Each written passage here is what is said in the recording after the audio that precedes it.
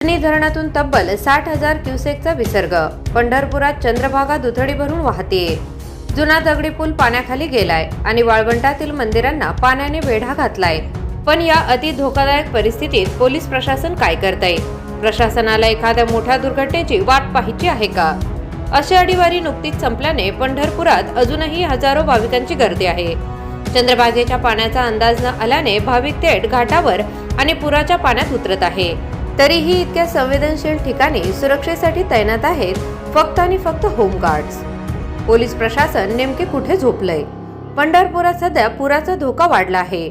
उजनी धरणातून चंद्रभागेत 60,000 क्युसेक वेगाने पाणी सोडण्यात आलंय. नदीचे पात्र तुडुंब भरले असून जुना दगडी पूल पूर्णपणे पाण्याखाली गेलाय. वाळवंटातील मंदिरांना पाण्याने घेरलंय. आषाढी वारी संपल्यानंतरही पंढरीत भाविकांचा जनसागर उसळलेलाच आहे. परतीच्या प्रवासाआधी चंद्रभागेत स्नान करण्यासाठी भाविक गर्दी करत आहेत. पण याच गर्दीच्या ठिकाणी पोलीस प्रशासनाचा भोंगळ कारभार समोर आला आहे. नदीला भीषण पूर आलेला असताना घाटावर आणि जुन्या पुलाजवळ तगडा पोलीस बंदोबस्त असणे अत्यंत गरजेचे आहे. मात्र प्रशासनाने एवढ्या मोठ्या धोक्याकडे पूर्णपणे दुर्लक्ष केलंय.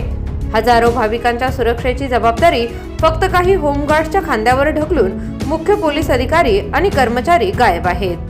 अचानक पाण्याचा विसर्ग वाढला किंवा वाहून जाण्याची घटना घडली तर हे अपुरे होमगार्ड्स या अलॉट गर्दीला कसे सांभाळणार?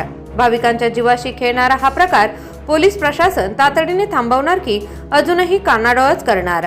लाखो भाविकांच्या श्रद्धेचा केंद्रबिंदू असलेल्या पंढरपुरात प्रशासनाचा हा हलगर्जीपणा अत्यंत संतापजनक आहे.